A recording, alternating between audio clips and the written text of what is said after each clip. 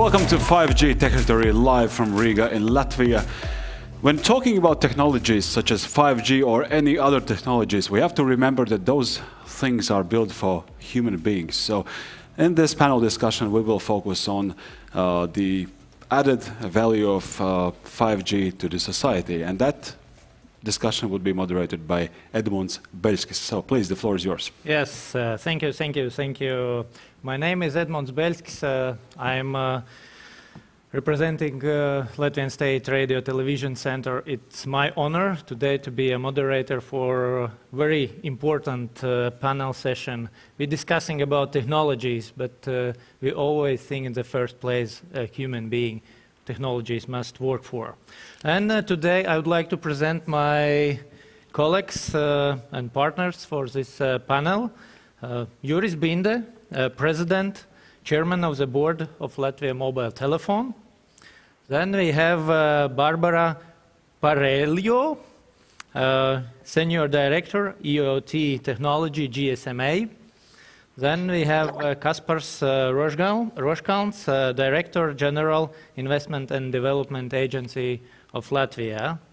As well, we have Jacob Grute, Executive Vice President 5G from KPN. Welcome. And Jurģis Poriņš, Professor Dean of the Faculty of Electronics and Telecommunications from Riga Technical University. So we have all set representatives from the industry, from the non-governmental organizations presenting industry, from research institutions, as well as the users. So if we look what World Economic Forum experts mention, that 5G can deliver social value across 11 key areas from that corresponds to 11 of the United Nations 17 Sustainable Development Goals. This value derives mainly from contributing to good health and well-being, enhancing infrastructure, promoting sustainable industrialization, as well fostering innovation. Other key areas in which social value is created through 5G include contributing to responsible consumption, as well enabling sustainable cities and communities, and promoting decent work and economic growth. So citizens will enjoy faster and more reliable connection to their necessary services, ranging from the basic internet access, but also into a new service for health, education, governmental portals, banking, etc. New wearables will be invented for the health and entertainment, such as health trackers and AR glasses. Mobile professionals will be able to do their work from anywhere, more efficiently and reliably. Video conference calls and teleworking will become easier and faster. Industrial sector will be able to accelerate their digitalization through the ultra-fast connectivity, low latency, high IoT density, low sensors, power consumption, and several other benefits. This will be enabled of series of new technologies such as predictive maintenance, artificial intelligence, digital twins, remote maintenance using IR, collaborative robotics, and highly integrated mech systems. Private sector will be able to provide more advanced digital services, but also enable new capable networks from the mission-critical, first responsible teams. For example, police, fire departments, health providers will be able to use high-definition videos, remote-controlled drones, as well connected ambulance, and several other technologies. So everything we are going to discuss today is supposed to make our lives better. So let's go to discussion. And as a first, I would like to invite Mr. Juris Binde to contribute. You are working in the mobile technology business, and your company is one of the leading mobile operators in Latvia. So how do you see, what can you do for the society, how new technology, 5G technology can bring those added values for society? And what is your mission of your company? How can you reach those values? Yep. Hello, everybody. Thank you, Edmunds. Nowadays, with the introduction of the new technologies, there is a significant shift of paradigm.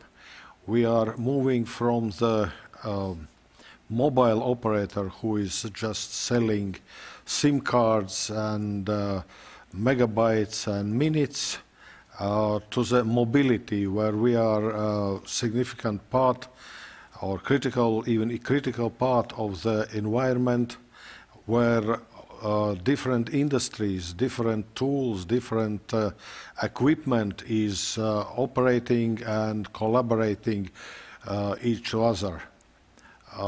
Therefore, our duty is to support all the industries and to encourage them to realize the digital transformation process.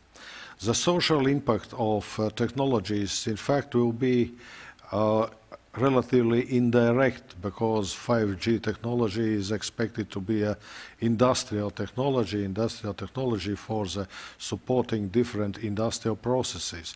But at the same time, it will directly influence different areas like safety and security, traffic management systems, drone management systems, which are now on the starting point, and in fact drones are allowed to fly only in the visible distances, but 5G technologies will allow flights beyond the line of sight.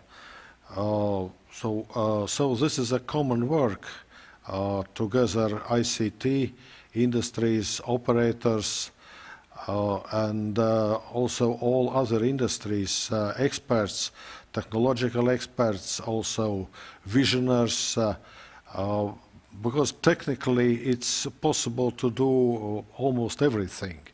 The main limitation is the fantasy, how useful these applications and use cases are for society and or for economics. Yeah, thank you very much. Then we move to next speaker, Barbara. We are living in a very difficult and complicated time. The pandemic, actually it's not a second wave, it's second tsunami coming over the world and making a lot of challenges for the society. So how can 5G or technologies can help overcome those challenges and make our life easier, more convenient, interconnected each other? Hi, good to be here, and thank you for the question. So indeed, the pandemic has created some disruptions in the global economy. So what we notice is that obviously there are a few areas which are much more impacted. To mention two, one is the automotive sector that is being quite badly impacted, but also all related to the consumer type of services. It can be from retail or e-commerce or other area. So that is already being creating quite an impact. The other aspect which the pandemic brought to the surface is the issues of the, I would say, the supply chain in the distributions of goods. We noticed particularly on the first pandemic when we had beginning of the year, where there was a lot of issues regarding the distribution of goods. Now we saw, for example, that in China, the situation is already, I would say, almost back to normal, or at least going up, while it's not the same situation on the rest of the world. Also in Europe, we are a little bit lagging behind still. Within the GSMA, we also have the GSMA Intelligence that did quite a lot of research in this area and looked at about what is the impact and how 5G can help support actually to go to towards the future. So one of the areas that we noticed is obviously there has been a slow in the growth of connection, both for the consumer and IoT, is not that we lost, but is the growth, the forecast is actually been slowing down. And this is due to a few issues. From the demand side, we saw that there's been obviously a decline in certain sector, which also had an impact on projects that have been maybe cancelled or postponed in a short term. On the other hand, if you look at the consumer, obviously there has also been an unemployment where they reduced the consumer purchasing power, therefore is also reduced the spending on certain connected devices, or let's say they have a longer replacement cycle. So if I have like a phone, instead of changing it to this year, I will keep it until next year for a better future. From the supply aspects is that we, in the short term, we are, as I said, so disruptions on the supply chain, the logistical strains, and also the fact that we have in a lot of countries maybe a restriction government measure for distancing or lockdown, which also created difficulties in some areas to do installations or access physical location. However, we also see that there has been maybe an opportunity that in a demand side for the medium term, we see that the manufacturing or health, there is an acceleration, at least an interest on the IoT and adopting IoT. And so we will see maybe this growth going forwards. Again, also to resolve the issue of the supply chain, the very important aspect is there should be an increase on automation and resilience for supporting better the supply chain for the visibility aspects, but also the logistics and everything. So there's also maybe the opportunity for foster the adoption of IoT, machine learning, AI, and the 5G from let's say the package of technology, but they will have this driving this digital transformation, which is now being made quite visible due to the pandemic. So that is to give it a little bit of an overview. What we see is obviously this is a good opportunity to actually help the digitalization, and we will most likely see that it's going faster in the enterprise rather than in the consumer. So we will see the enterprise IoT and the adoption of 5G a little bit faster maybe on the enterprise rather than on the consumer. Again, due to the need to actually implement this digital transformation, which we've been talking for a long time, but now it's been made very, very visible due to the pandemic. So overall, I think we will suffer in the short term, but most likely we will also see an acceleration on the adoption of this technology, particularly, as I said, 5G and IoT, for the transformation and long term, and also the transformation on the mobility aspect, as we also mentioned before. So, and I stop it right there because otherwise there's a lot of discussion on the pandemic impacts. Yeah. Thank you for the question. Great, Barbara. Thank you very much. It's very important how technologies can help overcome any crises and any challenges. But if we look for the possibilities and stimulus which can help us in those processes, then I looked for the Kaspers, who is responsible for environmental binding for investments. And when we look on the large companies, they have investments financing, they have innovation teams, and they can put their investments in the right directions. But then we come to the small and medium enterprises, startups. How can the government help to facilitate investments in 5G, not only in infrastructure, but also especially in applications, which will bring those added values for society? Yeah, thank you for the question. Overall, the problem or opportunity in Latvia is that all of our companies are, let's say, small or medium size, according to if you look at Europe or world level.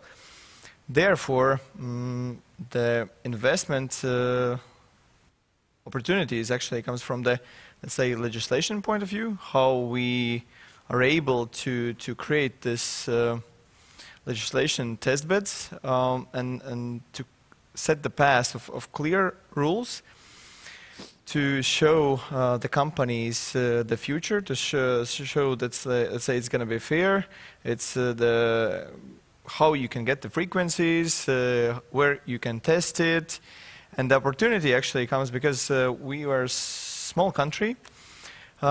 We can actually figure it out how to create in some more local test beds, test it there, then scale it up to the city level. Because, let's say, Riga is big enough and small enough on the both sides. It means that Riga is, and metro of Riga is all around 1 million people. Then it's kind of metropolis. But however, from the, if you look at the, let's say, city size in China, then I lived there and worked there in 7 million people city, and then they said it's a province. Therefore, yeah, again, we are able to test the solutions here that that can be scaled up. And legislation is one big part, because the big multinationals, they're planning to invest in 5G in next following years. And the startups, they want to help, they want to support it. However, obviously, they're lacking the infrastructure. We see the infrastructure is coming up. We have 3 major telecommunication companies working on infrastructure. So infrastructure is going to be here. We don't have very clear path of applications. So there comes the creativity. Because yes, we think let's say the safety, the mobility, the cities can be a path to create a new type of application. But honestly, we need to figure out the cost of it. We need to figure out how it will impact everyday user. And the bigger question is we trying to build, let's say, this 5G approach on what we think currently can be happen. But the possibilities are unlimited, and we have to unleash the creativity, so and really become the test beds. And that is the government, let's say, role, to create the legislation, to allow the startups to communicate to corporates, and create test ideas, an agile approach to fail fast. We figure out this doesn't work, try another one, this doesn't work, try another one, and until we reach the point that the idea is so good, it can be scalable, and it can be scalable around the world. So if we put on one hand the legislative framework, on another hand the investment and grants for those ideas, which part is the most important? The legislation part, yeah. Because the money overall is not a problem. So corporates, they have money. Yes, if we look at that, the overall in the world, we have a lot of money. We have a venture capital, we have business angels, we have different type of funds. We have European funds. So the funds are available. Yes, it is hard to get some of them. Yes, it takes work, but in this combination, in legislation, availability of funds, and possibility to test those ideas, that is, let's say, missing link to figure out those models, fail fast, and then get to the best application. Excellent. Thank you. So we move further. Jacob, you represent industry as well. Your company is providing a variety of services in telecom sector. So what is your experience and what is your status quo for 5G deployment, especially, and what kind of digital services you can provide to your clients? Thank you, Edmund, for the excellent question that you're asking, and also for looking at this setup. Seeing myself in an empty chair while I'm still in the Netherlands, technology can solve everything, and that's maybe some of the things that has been expressed by the other participants in this panel as well. Yes, KPN is the incumbent telecom operator in the Netherlands, and we're offering fixed and mobile services, but also a lot of ICT services right now. And if you look at 5G, it's a new technology, but with unprecedented possibilities. I think that was also stated by one of my predecessors. We started to experience this a couple of years ago, and what for us was very important is not to start with the technology, but start with what we call business first. What are the issues where our customers are really working on? If you're talking to a general manager of a plant, for instance, I asked them several times, if you're awake during the night, which you never are because you're not awake of any things in your factory, but if it's happening, what is it? And then suddenly after 5 minutes in that conversation, they said, that was a good question, because there are a couple of things where I'm worried about what I can do. And if you have that worry and you can change that into a solution where the technologies, whether ICT, the mobile connectivity, etc., really come into play, then you're creating value for that particular entity. And that's what we'd like to do. Not only experiment, but experiment in these cases where our customers are seeing problems, don't see the solution, bring the full ecosystem of parties together, and then experiment on how that can be solved. And then you see an awful lot of new opportunities coming up. I think we touched already briefly in your introduction, Edmund, on predictive maintenance, etc. If you imagine what you can do with real-time video analysis and spotting the things that need to be an urgent repair, etc., and how much money that saves because of a sudden standstill of a factory, it's beyond imagination. That's, for instance, what we've done with Shell Refinery in Rotterdam. 160,000 kilometers of pipes could be inspected now automatically. And we could detect the corrosion and send a field engineer automatically over there. It saves them millions and millions of euros, which is very, very important. Creating value. And that's what's very important for a telecom operator as well. Areas, I would say, manufacturing, very, very important, growing very fast. Logistics, don't forget agriculture, which is a very important industry for the Netherlands. And I just gave a presentation earlier this morning to the health sector. The pandemic also unleashes a lot of potential in the health sector, where connectivity and the reliability of 5G is extremely important. And it opens up eyes and ideas in that environment as well. So a lot of possibilities, a lot of customers who are really interested in it. But always think about business first and then the technology, not start to experiment only with the technology. You have to solve a business problem. Yeah, thank you very much, Jacob. And then we move to research and scientist part. Juris, there is a lot of scientific research and interesting reports about the 5G from the technical point of view and from the health point of view. What is the main activities you are working in the research sector? And of course, can you elaborate how can you help persuade that parts of society who has doped about 5G safety? Thank you, Edmund. Thank you very much for having me on this event. I would like to start with a sentence of Thomas Edison. Vision without execution is just hallucination. That means we are working on the different activities which is related of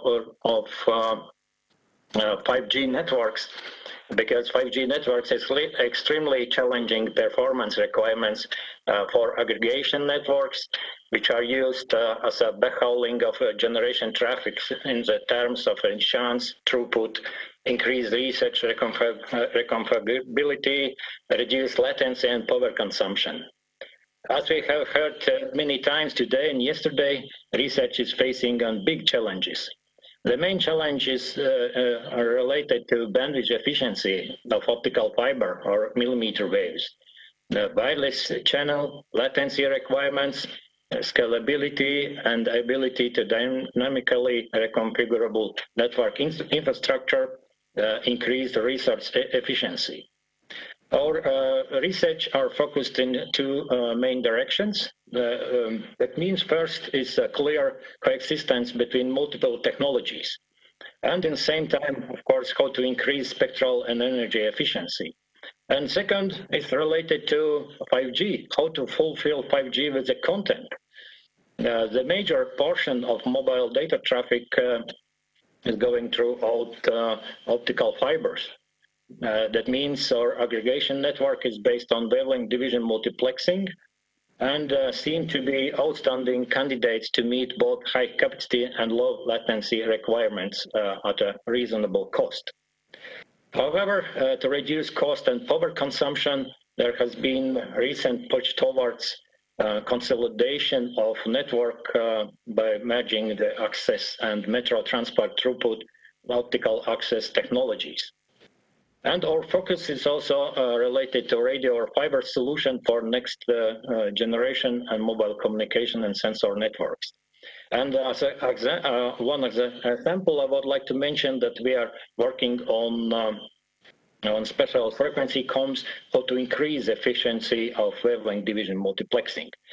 If we're talking about society, of course, always is some misunderstandings between society and also researchers and technology implementers.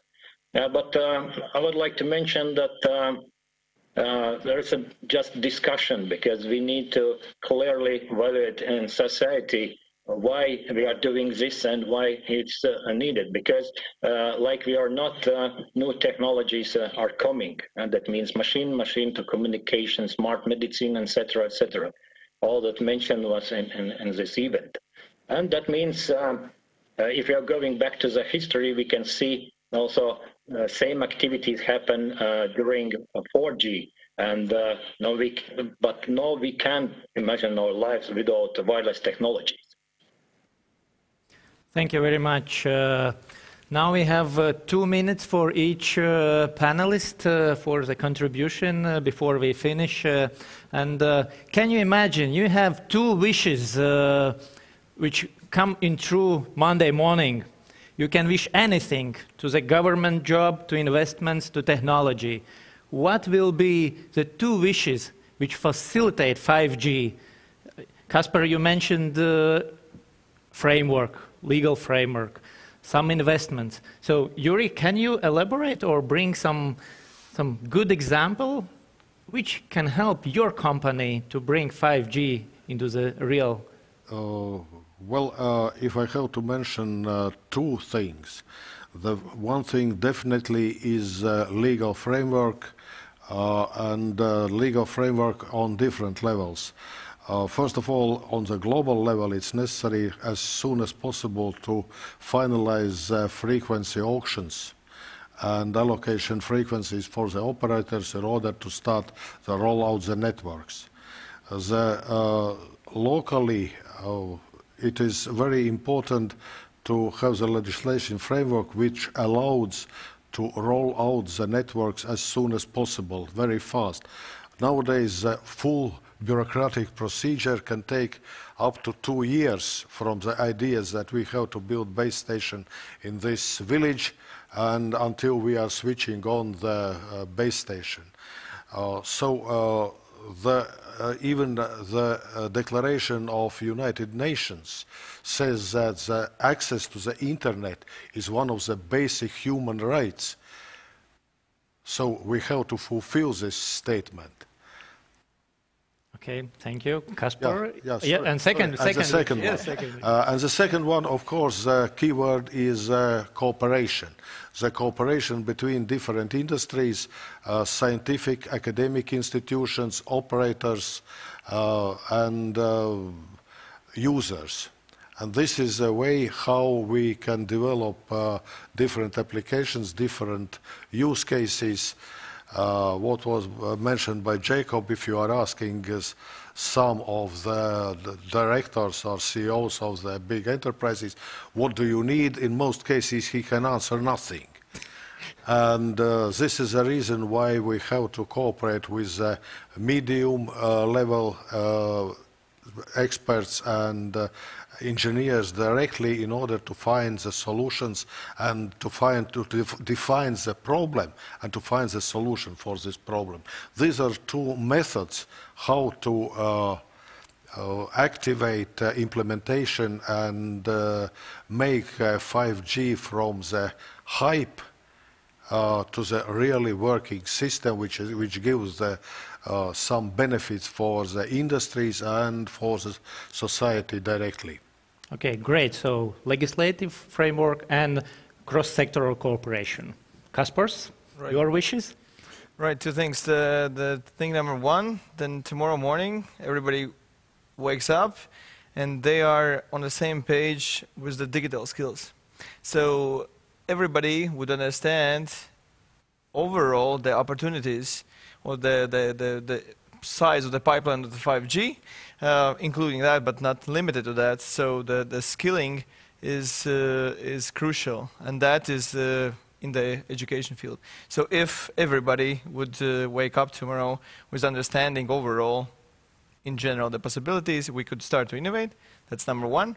Number two, if we look from the Latvian perspective, I would say number two is tomorrow morning, the state-owned companies are allowed to innovate, and they can invest in R&D from in the future. And therefore, to do that, we have to use the agile thinking and design thinking in the government. So if the two wishes, this would be these two. Great. So upskilling and allowed to innovate in the public sector as well.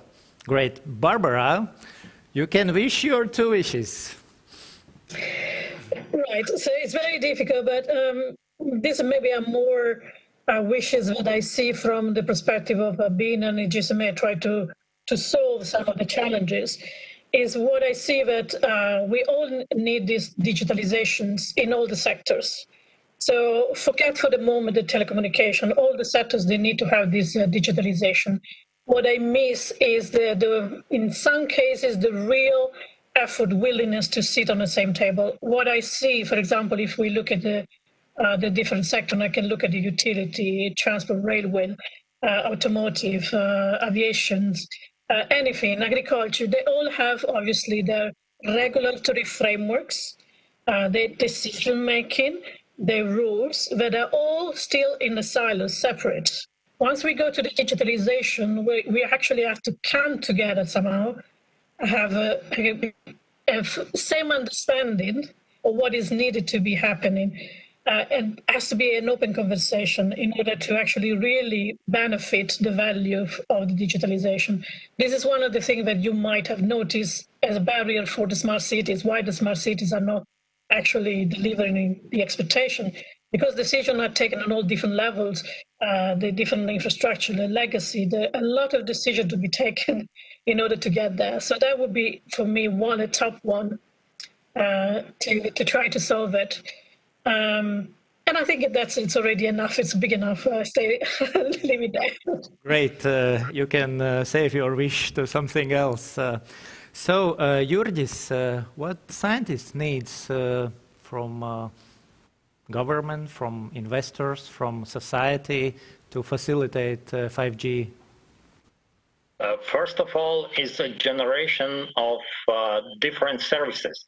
That means we will have same tendency in traffic growth, and for us that means a lot of new research activities.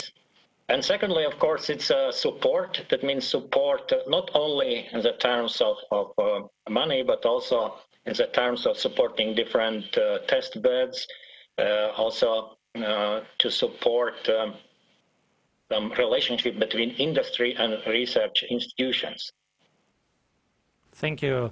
And Jacob, I heard from the Juris that you don't need to, but it's your possibility to announce your wishes. Yeah, and you put me fourth in a row, so it becomes a little bit more difficult to come up with something unique. So I'd like to elaborate a little bit on two of the wishes that are already heard. One of the wishes I have is I'd like to have more capable people within the organization that can really think beyond borders and make this all happening. You have to imagine that 5G will bring a lot of change and transformation to the to our customers.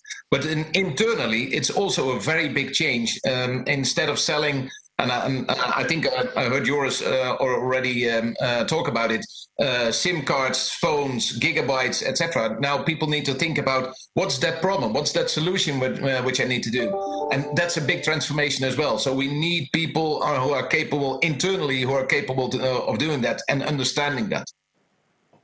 The second, which I would have, is indeed that cross-sectoral cooperation. But then maybe even beyond that cross-sectoral, it's also within the industry. Working together with parties, other telecom operators, which may be your competitors in your country, but which could be your partners in some other countries. Think about multinational organizations that have to be served by other telecom operators as well. If we can really build out that cross-sectoral, but also in-sector cooperation, I think we can deliver a lot of extra value to society, and I think that's the title of this subject. Yeah, thank you very much, and of course, summarizing your wishes, I suppose on the Monday morning, some big part of policy makers in ministries and parliaments will wake up with a brilliant idea how to facilitate legal framework for test beds, for upskilling, and provide necessary investment for that.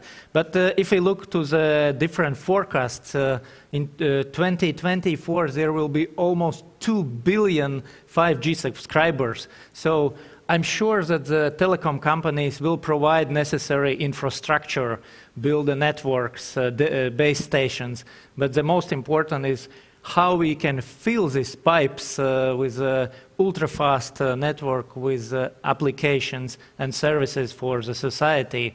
And just finalizing, this morning we had a great example switching on 5G network in the Ministry of Defense, but the main idea is that there was a medical treatment simulation technology announced, and it's use 5G as well cloud computing technologies. And Juris, can you elaborate in a few minutes? Yes, very shortly. Today there was launched a test environment in the military base, and it's suitable for the using virtual reality. And also there is another project with virtual and augmented reality, which allows to train medical, not only military but also civil surgeons how to make surgeries, and also all to simulate all the logistic procedures when something happens on the battlefield and you are receiving the wounded people, how to organize all these things, and it can be simulated and trained in the virtual environment very well. Thank you very much. And finalizing, I'm personally sure that 5G infrastructure is already here. We are switching on more and more base stations in Europe and across the world. And applications, cooperation between fintechs and different startups, small and medium enterprises, as well as what mentioned that large companies, telecom companies, can be the leaders of this cross-sector cooperation and showing the way where technology can bring added value. And added value will be here today, tomorrow, and for the rest of our lives and for all children.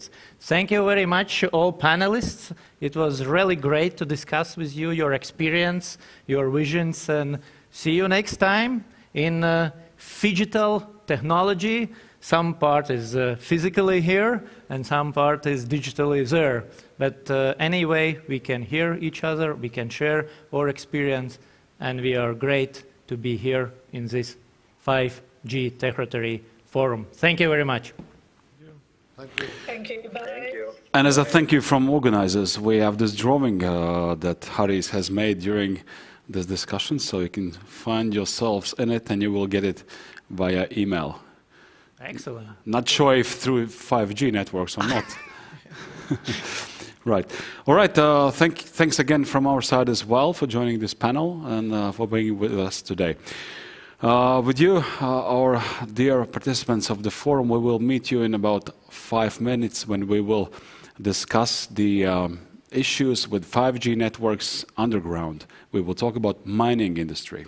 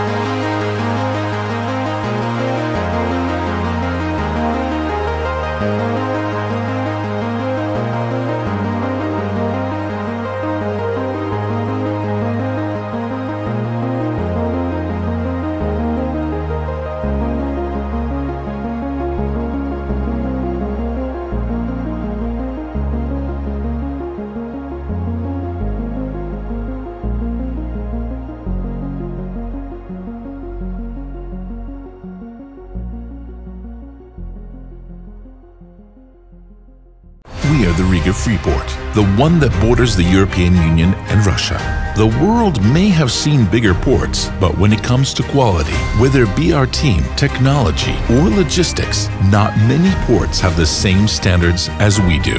We will be glad to work with you and support you in developing infrastructure.